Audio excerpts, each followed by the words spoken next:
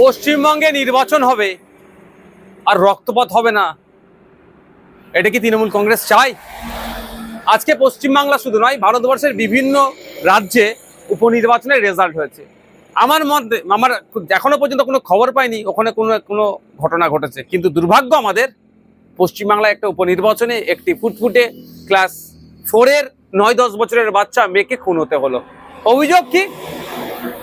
যে তৃণমূলের ছোড়া বোমের আঘাতে ওই বাচ্চা মেয়েটির মৃত্যু হয়েছে। হ্যাঁ, আমি আবারও বলছি, পশ্চিমবঙ্গে নির্বাচন হবে আর পিছড়েবাগের মুসলমান খুন হবে না, পশ্চিমবঙ্গের নির্বাচন তো অসম্পূর্ণ থাকবে। মুসলমানদের শিক্ষাতে ক্রমশ পিছিয়ে রাখার কারণ এটাই তো, মারামারি করবে, হানাহানি করবে, মরবে, মারবে, জেল খাটবে, ধ্বংস হবে। এই জন্যই মুসলমানকে রেখেছে, ভোটার হিসাবেই রেখেছে। মারামারি করার জন্য লাঠিয়াল হিসাবে বানিয়ে রেখেছে, মানুষদেরকে করার চেষ্টা করছেন। আমরা যারা এর বিরুদ্ধে কথা বলি, ওই জন্য আমাদেরকে দোষারোপ করা হয়। এই যে ঘটনা ঘটেছে, রাজ্য সরকারকে প্রকাশ্যে ক্ষমা চাওয়া দরকার।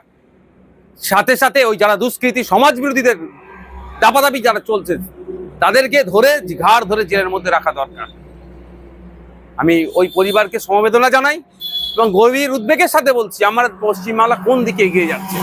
সামান্য একটা উপনির্বাচন, এখানেও যদি খুন হতে হয়, এখানেও যদি হিংসা হয়, তাহলে 2026-এর নির্বাচন কিভাবে হবে?